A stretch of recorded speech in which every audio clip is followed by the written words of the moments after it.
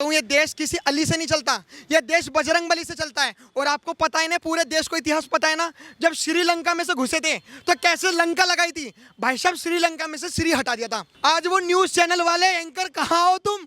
आज श्रीलंका जो तुम हैप्पी इंडेक्स बता रहे हो, यही खुशहाल देश है? अरे 500 से 600 रुपए लीटर तेल पहुंच चुका। हमारे यहाँ पे 100 रुपए लीटर भरवाने में सबकी ऐसी तैसी होती है, और इदराइस अली जैसे लोगों की ऐसी तैसी होती है।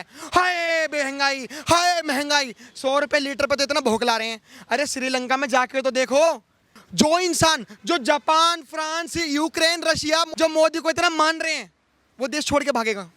आप बताइए। ये फकीर लोग हैं भाई, ये मतलब साधु लोग हैं। ये थैला लेके ना तो किसी को भागने देंगे और ना भगेंगे। 14-14, 15-15 बच्चे करेंगे और फिर कहेंगे तो अल्लाह की देन है। वाह, बच्चे तुम पैदा कर रहे हो और कह रहे हो अल्लाह की देन है। मदरसों में जो शिक्षा दी जा रही है, वो कैसी शिक्षा दी जा रही है कि पत्थर इतनी ग्रेविटी से उठाओ और इतनी ग्रेविटी से मारो, न्यूटन के इतने इतने लॉ लगा देते हैं कि भाई साहब पत्थर इतनी तेजी गति से जाएगा तो उसकी आंख फूटेगी, उसका कान फूटेगा। ये सिखाते हैं। सिख, ईसाई और हिंदू सब एक होते थे, सनातनी। आज इन्होंने सबने अलग अलग कर दिया। समाजवादी पार्टी ने हिंदुओं में से यादव को अलग कर दिया, भीम आर्मी वालों ने क्या कहते हैं जाटवों को खत्म कर दिया, ये मायावती ने SC/ST को खत्म कर दिया। बचा क्या? नमस्कार, मैं हूं अवस्थी और आप देख रहे हैं ओ न्यूज़ हिंदी। जिस तरीके से आप सभी लोग जानते हैं, श्रीलंका के राष्ट्रपति जो हैं वो देश छोड़ करके जा चुके हैं, लेकिन इस मुद्दे पर TMC के नेता जो इदरिस अली हैं, उनका कहना है कि भारत में भी ऐसा ही होने वाला है और भारत का जो हाल है वो श्रीलंका से बुरा होगा और प्रधानमंत्री नरेंद्र मोदी को देश छोड़कर भागना पड़ेगा। इस पूरे मुद्दे पर बात करने के लिए हमारे जुड़े हुए हैं आकाश जी। आकाश, ओ न्यूज़ हिंदी के चैनल पर आपका बहुत बहुत स्वागत। Thank you. तो इदरिस अली का जो बयान है, जिस तरीके से उन्होंने कहा है कि भारत देश जो है वो अब श्रीलंका से बुरा हाल होने वाला है, उनको क्या कहना चाहिए? भाई साहब, मैं पहली बात तो ये बताना चाहता हूँ, ये देश किसी अली से नहीं चलता, ये देश बजरंगबली से चलता है। और आपको पता है ना, पूरे देश को इतिहास पता है ना, जब श्रीलंका में से घुसे थे तो कैसे लंका लगाई थी भाई साहब, श्रीलंका में से श्री हटा दिया था। ऐसी लंका लगाई थी। और श्री हटाया भी इसलिए था कि श्री ना अच्छे लोगों पे, भगवानों पे अच्छा लगता है। हमारा भी खून शामिल है इस मिट्टी में। भाई अगर तुम्हारा खून शामिल, अगर ये तुम्हारे देश बाप का है, तो कोई अपने बाप की बुराई दूसरे देश में जाके करता है?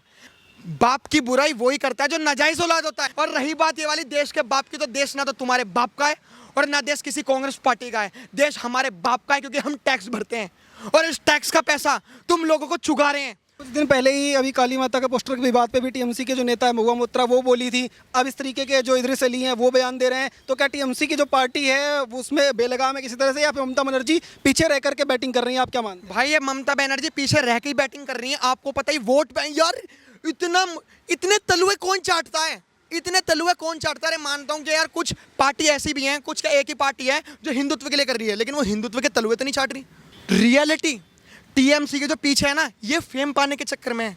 ममता बनर्जी ने क्या सोचा, दिमाग लगाया कि यार नुपुर शर्मा तो फेमस हो रही है। आपको पता है वो हिंदुत्व के लिए इतना कर चुकी है कि वो कहीं पे भी मुख्यमंत्री बन जाएगी, और 56 इस्लामिक कंट्रियों में क्या पूरे वर्ल्ड में नाम चल चुका है नुपुर शर्मा का। तो ये TMC वाली सोच रही है, ये जो ममता बनर्जी है, कि ऐसे करके हमारी संसद भी फेमस हो जाए और हम भी अपने TMC का नाम चलाएं। अरे बेटा, कुछ करना पड़ता है, कुछ पाने के लिए कुछ खोना नहीं, कुछ करना पड़ता है। और तुम लोगों ने ऐसे ऐसे कर्म कांड करे हैं, कितने कर्म कांड। अरे कतर की गोद में जाके बैठ सकते हो, तब तुम्हारे बाप का देश कहाँ चला जाता है? उस देश से हमारे देश से जाके तुम्हारा बाप क्या कतर की गोद में जाके बैठ जाता है? गलत।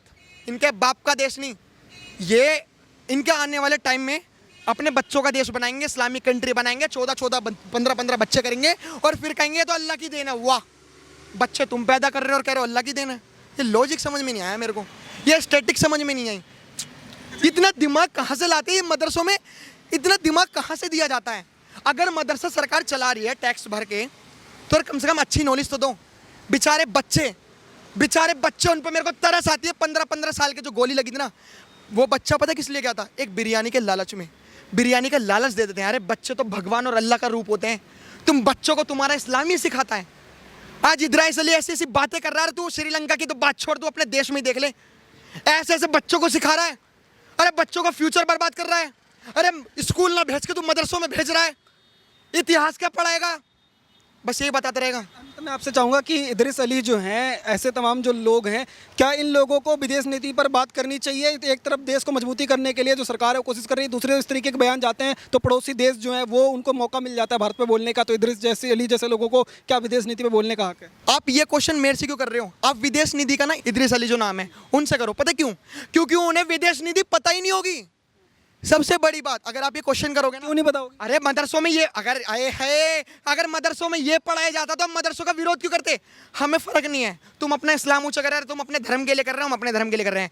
लेकिन मदरसों में जो शिक्षा दी जा रही है, वो कैसी शिक्षा दी जा रही है? क्या पत्थर इतनी ग्रेविटी से उठाओ और इतनी ग्रेविटी से मारो, न्यूटन के इतने इतने लॉ लगा देते हैं कि भाई साहब पत्थर इतनी तेजी गति से जाएगा तो उसकी आंख फूटेगी, उसका कान फूटेगा, ये सिखाते हैं। साइंस पढ़ा रहे हैं लेकिन विदेश नीति नहीं पढ़ा। यही तो, अगर विदेश नीति पढ़ाई जाती तो इनमें थोड़ी अकल आती, अगर इनमें अकल आती तो शायद आज ये सेंटर में बैठे होते। अगर इतनी इनमें नॉलेज होती, इनमें नॉलेज का सबसे बड़ा अभाव। वोट कैसे मिल जाता है फिर इनको? वोट वोट कैसे बन गया? अरे वोट इन्हें पैसों देने से मिलता है, वोट इन्हें कट्टरता फैलाने से मिलता है, इन्हें वोट ऐसे मिलता है।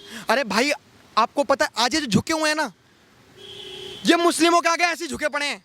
तो रियलिटी में देश के लिए काम करो। और ये टीएमसी के जितने सांसद वांसद है जो माँ काली के ऊपर तूने क्या देखा है, अरे इसको तो गधे पे बैठाओ और ये चप्पलों की माला पहनाओ और इसमें ऐसे ऐसे लपाट लगाओ। भाई साहब आज जो धर्म अलग अलग कर रखे हैं ना, कहाँ धर्म पहले एक हुआ करते थे और मुस्लिम अलग हुआ करते थे, क्योंकि मुस्लिम एक अपना वो बनाना चाह रहे थे, अपना इस्लामिक कंट्री। सिख, ईसाई और हिंदू सब एक होते थे, सनातनी। आज इन्होंने सबने अलग अलग कर दिया। समाजवादी पार्टी ने हिंदुओं में से यादव को अलग कर दिया, भीम आर्मी वालों ने क्या कहते हैं जाटवों को खत्म कर दिया, ये मायावती ने SC ST को खत्म कर दिया। बचा क्या? कुछ नहीं बचा। और आज बात कर रहे हैं श्रीलंका की। अरे मैं अब भी कह रहा हूं, जो धागे होते हैं ना, धागा वो कच्चा होता है और जब धागे की रस्सी बनती है ना तो वो मजबूत बनती है। इन लोगों ने तोड़ रखा है, इन इद्रीस अली जैसे लोगों ने तोड़ रखा है। जो इंसान, जो जापान, फ्रांस, यूक्रेन, रशिया, जो मोदी को इतना मान रहे हैं, वो देश भागेगा, वो देश छोड़ के भागेगा? आप बताइए। जो इंसान, ये फकीर लोग हैं भाई, ये मतलब साधु लोग हैं, ये थैला लेके ना तो किसी को भागने देंगे और ना भागेंगे। और इद्रीस अली की सबसे ज्यादा बौखलाहट पता है, ये तो कह रहे हैं कि मोदी को भागना पड़ेगा। इनका शुरू से एजेंडा यही है भाई, कभी कुछ टॉपिक, कभी कुछ टॉपिक। अरे कभी आम आदमी पार्टी के ऊपर नहीं बोलेंगे फ्री बिजली, फ्री बिजली, फ्री बिजली। अरे भाई फ्री बिजली दे रहे हो, किसको दे रहे हो? अपने ही विधायकों को दे रहे हो। आज जो देश में दुर्गति हुई पड़ी है ना भाई साहब, इन जैसे लोगों की वजह से, ये अल्ली पल्ली जितने भी हैं, इनकी वजह से देश डूबा पड़ा है। मैं आपसे ये जानना चाहूँगा, जिस तरीके से इद्रीस अली ने ये कहा है कि भारत का जो हाल है वो श्रीलंका से बुरा होने वाला है, क्या आप भी ऐसा कुछ मानते हैं कि भारत और श्रीलंका को कंपैरिजन क्या सही है? भाई क्या बात कर रहे हो यार तुम, श्रीलंका से वो इतना सा। और रही बात श्रीलंका की जनता की भी सोच बता रहा हूँ, हमारे यहाँ की सोच, वहाँ का तो प्रधानमंत्री या कोई प्रेसिडेंट भाग गया, तब तो वहाँ पर राष्ट्रपति भवन में आतंक फैला रहे हैं, बंदरों की तरह उछल रहे हैं। अरे हमारे प्रधानमंत्री याद है ना, वो मोहम्मद जो गोश वोश जो धमकी दे रहे थे, तो ये क्या करवाना चाह रहे हैं? हमारे देश में ऐसा नहीं हो सकता। और अब भी कह रहा हूँ, ये प्रेसिडेंट राष्ट्रपति भवन पे तोड़ तोड़ के कूद रहे हैं ना। हमारे यहाँ पे संसद, पार्लियामेंट है, यहाँ से 50 मीटर दूर है बस पार्लियामेंट में आसपास भटक के दिखा दो। अरे मोदी की तो बात दूर और सेना की बात दूर है, प्रशासन की बात दूर है, हम 110 करोड़ हिंदू हुमन चैन बन के घूम जाएंगे, एक चैन बन जाएंगे।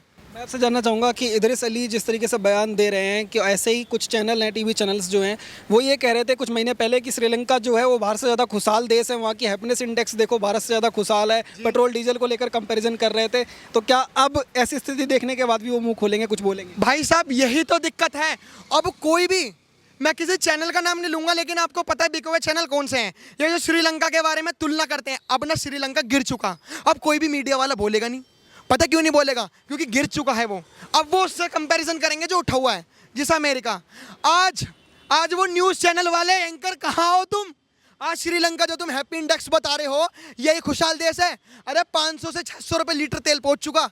हमारे यहाँ पे 100 रुपये लीटर भरवाने में सबकी ऐसी तैसी होती है, और इद्रीस अली जैसे लोगों की ऐसी तैसी होती है। हाय महंगाई, हाय महंगाई, 100 रुपये लीटर पर तो इतना भोंकला रहे हैं। अरे श्रीलंका में जाके तो देखो, वहाँ पे चावल जो है, गेहूँ है, उसकी भी कमी हो रही है, लोगों को खाने को नहीं मिल। आपको ये हाईलाइट मुद्दा हुआ है, इसलिए आपको पता है चावल वावल की कमी तो वहाँ पे इतनी हुई है ना, बेहिसाब। और सच्ची बता रहा हूँ, ये मोदी सरकार की कुछ नीतियाँ, कुछ क्या बहुत सारी नीतियाँ ऐसी हैं जो देश डुबाने की जगह विकसित देश बनाएगी। अरे किसने सोचा था? मैं जब छोटा था ना, 2012-13 में, जब मैं 11-12 साल का होऊंगा, मैंने सोचा था कि यार हमारा देश कोई पूछता नहीं यार, हमारा 196 कंट्री है, एक देश है, हमारे देश के बारे में कोई पूछता नहीं। आज देखो मोदी जी को कितने लोग पूछ रहे हैं, और गारंटी कह रहा हूँ श्रीलंका भी मदद मांगने हमारे देश में ना आया तो मेरा नाम बदल देना। बात यही है। श्रीलंका के जो लोग हैं वो पहले भी प्रधानमंत्री नरेंद्र मोदी से गुहार लगा चुके हैं और उनको जो भारत देश है वो कई चावल कई चीज़ें जो प्रोवाइड करा चुका है, लेकिन क्या जो देश में रह रहे लोग हैं उन लोगों को भी जो कोई सीख लेंगे इस तरीके की हालत देखने के बाद? भाई देखो, मैं तो बस एक ही बात कहना चाहूँगा, मैं ना हिंदू मुस्लिम करता और मैं किसी कौम को टारगेट नहीं करता। जो छीना छपटी करते हैं, जो मेहनत करना नहीं चाहते, जो 15-15 बच्चे कर देते हैं और फिर कहते हैं हाई बेरोजगारी, तो भाई साहब ये ऐसे ही रहेंगे, इनका अस्तित्व ऐसे ही रहेगा।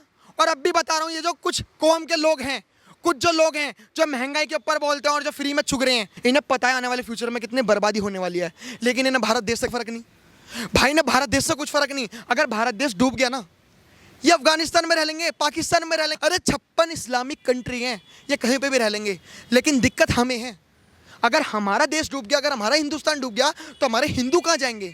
क्वेश्चन पहली बात तो ये बनता है। और मैं अब भी कह रहा हूँ, श्रीलंका के यहाँ पे जो कुछ पता है, जब सी और एनआरसी का मुद्दा पढ़ोगे ना, तो कहने वाली बात है, बांग्लादेश और पाकिस्तान के ही लोग थे, लोग तो बहुत सारे हैं, श्रीलंका के भी हैं। और मैं कह रहा हूँ, ये जो इजराइल अली की जो आपने नाम बात बताई है ना, एक बार उनका आईडी प्रूफ चेक कर लेना भाई, कहीं वो श्रीलंका के ना हो।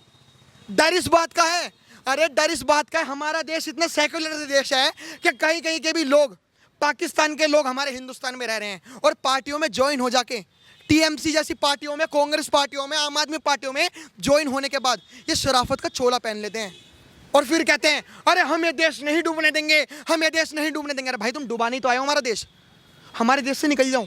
कुछ दिन पहले खुलासा भी हुआ था कि टीएमसी की जो एक नेता है, जो विधायक चुनाव के लिए दोबारा कोर्ट में गई थी, तो उनको कहा गया कि आप जो है भारत की नागरिक नहीं है, बांग्लादेशी नागरिकता आपके पास है, इसलिए आपको जो है वो कोर्ट में आकर के आप अपील नहीं कर सकते।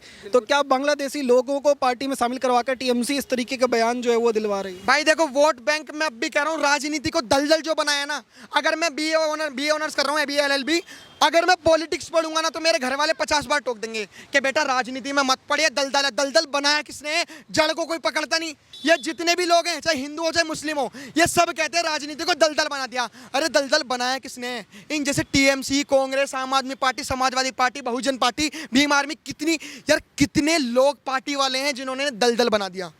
मैं आपसे अंत में चाहूँगा कि जो देश के अंदर तमाम जो लोग हैं वो आपको देख रहे हैं, उनके लिए कोई बड़ा मैसेज देना चाहेंगे कि क्या भारत की स्थिति वाकई में जिसे इदरीस अली कह रहे हैं वैसा कुछ होने वाला है, या भारत देश जो है वो नई तस्वीर भारत की गढ़ रही है? अशोक स्तंभ नई संसद का जो है वो उद्घाटन भी प्रधानमंत्री नरेंद्र मोदी ने किया है। भाई साहब देखो, अब मैं आपके दर्शकों को बस एक ही मैसेज देना चाहूँगा, आप बहुत एजुकेटेड लोग हो। आप किसी भी इलिटरेट पर्सन का, किसी भी अनपढ़ का, और अनपढ़ के साथ साथ जो जहील और गवार है, जिसे अपने फ्यूचर की नहीं पता, अपने कौम की फ्यूचर की नहीं पता कि आने वाले टाइम में क्या क्या होने वाला है, तो आपको उसकी बातों पे बिल्कुल विश्वास नहीं करना। ये बराबरी तो कर नहीं पा रहे, ये टांग खींच रहे हैं। हमारे देश में, हिंदुस्तान में यही तो होता है भाई। जब कोई जो सक्सेस होता है ना, जो आगे बढ़ता है, उसका कोई हाथ नहीं खींचता ऊपर बढ़ाने के लिए, बल्कि उल्टा टांग खींचते हैं पीछे खींचने के लिए। और यही बात है इदरीस अली क्या, अभी कितने टीएमसी के नेता, चाहे वो हिंदू ही क्यों ना हो, और जितने भी मुस्लिम है, अभी ये बेकार की बातें करते रहेंगे, इन पर कोई टॉपिक नहीं। अब इन्हें कहीं ना कहीं डर है कि 2024 में इलेक्शन किस बात पे लड़ेंगे, नहीं लड़ पाएंगे, तो कैसे ना कैसे करके मुद्दा निकाल दो। यही तो ये चाहते हैं। तो लगातार आकाश जी से बात करने की कोशिश कर रहे थे तमाम वो लोग जो भारत के ऊपर सवाल उठा रहे हैं और भारत को श्रीलंका से तुलना करके दिखा रहे हैं, उनको एक करारा जवाब इन्होंने यहाँ से दिया है। आप देखते रहिए ओ न्यूज़ हिंदी। धन्यवाद, जय हिंद।